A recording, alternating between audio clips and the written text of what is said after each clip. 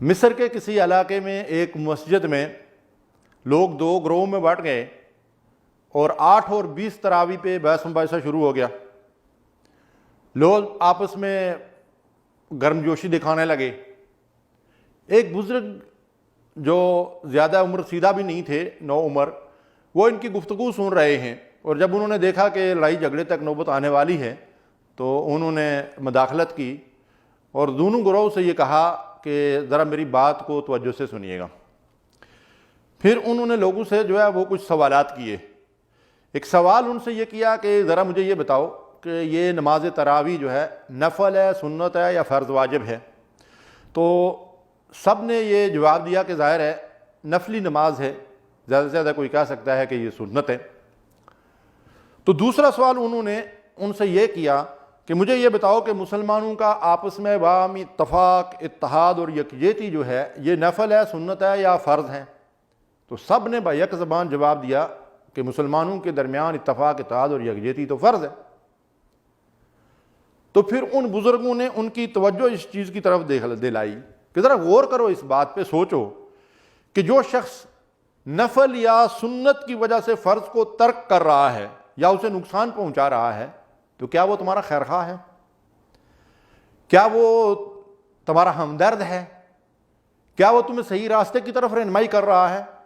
نہیں میرے بھائیوں اور بزرگوں، وہ تو تمہارا دشمن ہے. تمہیں ایک ایسے مسئلے کے اندر الجھا کر ایسے اختلاف اور انتشار کے اندر ڈال رہا ہے جس میں تم فرض کو ترک کر رہے ہو، اللہ کے حکم کی جو اس نے تمہیں قرآن اور سنت میں بار بار دیا ہے، وَاعْتَصِمُوا بِحَبْلِ اللَّهِ جَمِيعًا وَلَا تَفَرَّقُوا، کہ تم آپس میں باہم شیر و شکر ہو جاؤ، اتفاق اور اتحاد اپنی صفوں کے اندر پیدا کرو. تمہاری منفعت اور تمہارا نقصان ایک ہے. تم ایک دیوار کے اندر چنی ہوئی اینٹوں کی طرح ہو جاؤ.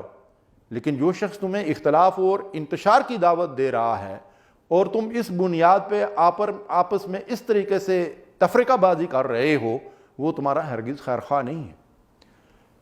لوگ اس بزرگ کا شکریہ ادا کرتے ہیں اور اس کے پاس اکٹھے ہو کر اسے کہتے ہیں ذرا اپنا تعارف کروائیں، آپ کون ہیں؟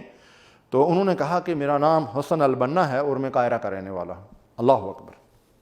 ناظرین کرام، اس واقعے کے بعد میں آپ سے یہ عرض کرنا چاہتا ہوں کہ نبی مہربان رسول رحمت صلی اللہ علیہ وسلم نے کالے اور گورے، عربی و عجمی، شہری اور دیہاتی، پڑھے لکھے اور ان پڑھ، ان سب کو رشتہ اخوت میں جوڑ کر اسلام اور امت مسلمہ کے نام سے جو خوبصورت مالا تیار کی تھی، جو حسین اور دلکش گلدستہ تیار کیا تھا، آج اس کا ایک ایک دانہ اور ایک ایک پھول بکھر کر نہ صرف اپنی حیثیت کھو چکا ہے بلکہ ہم تو دنیا کے لیے تماشا بن چکے ہیں. ہر ملک میں اسلام کے نام پر درجنوں نہیں سینکڑوں دکانیں کھل چکی ہیں. ہر ایک دوسرے کے مال کو جعلی اور نقلی اور اپنے مال کو اصلی اور حقیقی ثابت کرنے کے لیے ایلی چوٹی کا زور لگا رہا ہے.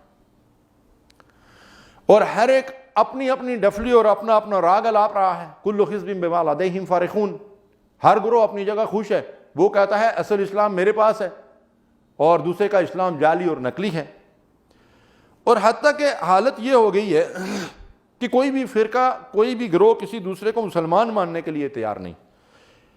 1 اور 3 طلاق کے جھگڑے، ہری اور کالی پگڑی کے اختلافات، شیعہ اور سنی کی لڑائیاں اور بریلوی اور دیوبندی کے تنازعات، مقلد اور غیر مقلد کے مار کے 400 فرقہ واریت کی ایک آگ بھڑکا رہے ہیں. کاش کوئی مسلمان، کوئی مرد مومن، کوئی حسن البنا جیسا خیرخواہ ان کو یہ سمجھا سکے کہ ایک ہوں مسلم حرم کی پاسبانی کے لیے نیل کے سائل سے تا بہا کے کاشور، اور منفعت ایک ہے اس قوم کی، نقصان بھی ایک. کوئی بڑی بات تھی ہوتے جو مسلمان بھی ایک.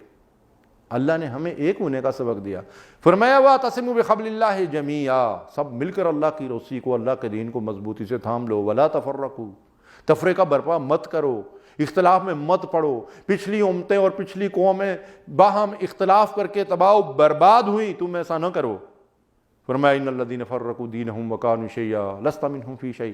اے نبی، جن لوگوں نے اپنے دین کو ٹکڑے ٹکڑے کر دیا، فرقوں میں، گروہوں میں بٹ گئے، آپ سے ان کا کوئی تعلق نہیں ہے. سوچئے، غور کیجئے. اللہ تبارک و تعالیٰ نے ہمیں بار بار خبر دیا اور بار بار فرمایا ولا تفرقوا واختلفوا من بعد ما جاءهم البینات، ان لوگوں کی طرح مت ہو جانا جو روشن دلائل آنے کے بعد اختلاف کر کے فرقوں اور گروہوں میں بٹ گئے۔ اولئک لہم عذاب عظیم، ان کے لیے اللہ نے بڑا عذاب تیار کر رکھا ہے۔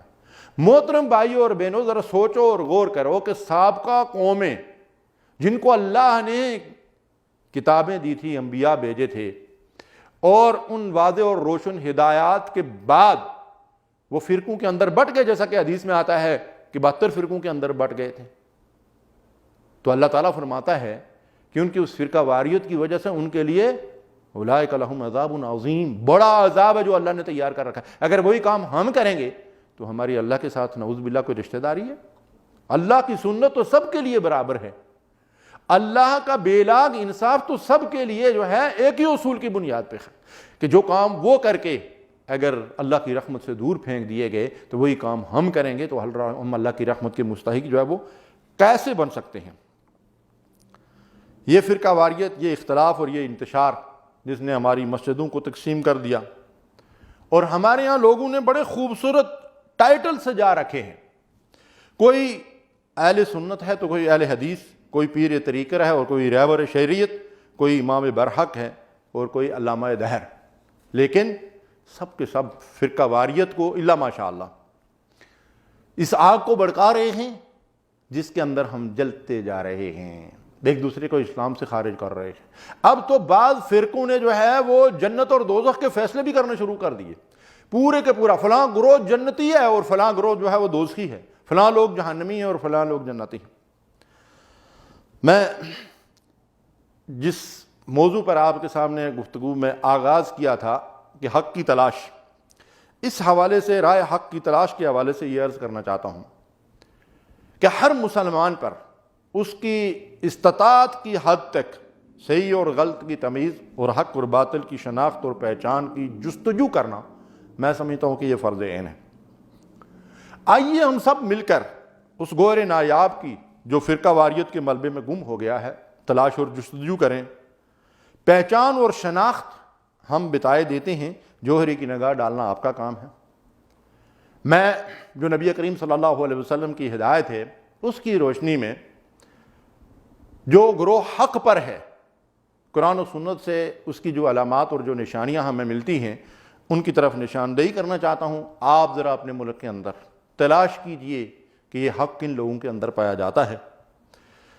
جو لوگ بکھرے موتی نہیں بلکہ ایک خوبصورت ہار کی طرح جماعت بن کر ایک دوسرے سے جڑے ہوئے ہیں، اس لیے کہ اللہ اور اللہ کے رسول نے یہ ہدایات دی ہیں کہ مسلمانوں ایک دیوار کے اندر چنی ہوئی اینٹوں کی طرح باہم جماعت بن کر باہم مل کر شیر و شکر ہو کر زندگی بسر کرو۔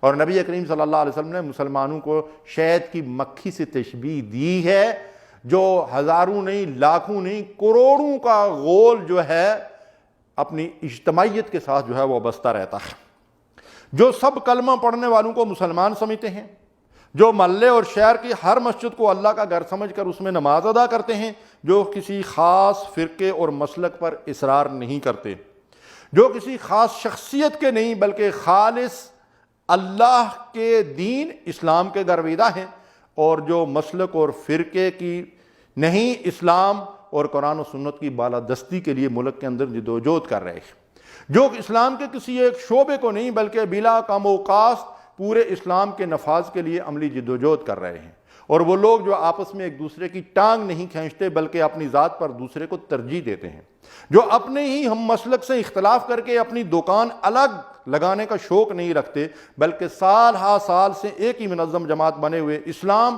امت مسلمہ اور اس ملت کی خدمت میں زندگی کے ہر گوشے اور شعبے میں پیش ہیں، جو قیادت اور منصب کی رسہ کشی کے بجائے طے شدہ اصولوں کے مطابق اپنے میں سے اہل ترین کو قائد تسلیم کر کے اس کے پیچھے چلتے ہیں، جن کے ہاں بیت المال کی پائی پائی کا آڈٹ ہوتا ہے اور جن کو قوم صادق اور آمین کی حیثیت سے جانتی اور پہچانتی ہے۔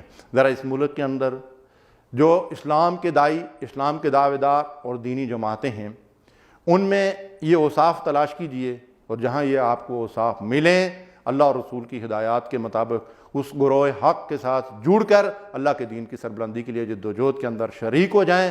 اللہ تعالیٰ نے نجات کا راستہ ہمیں یہی بتایا ہے اور رائے حق کی تلاش کا یہی انداز ہے۔ اللہ تعالیٰ ہمیں حق کی پہچان عطا فرمائے اور اہل حق کے ساتھ جڑ کر دین کی سربلندی کے لیے جد و جہد میں اپنا حصہ ڈالنے کی توفیق دے۔ وآخر دعوانا الحمدللہ رب العالمین۔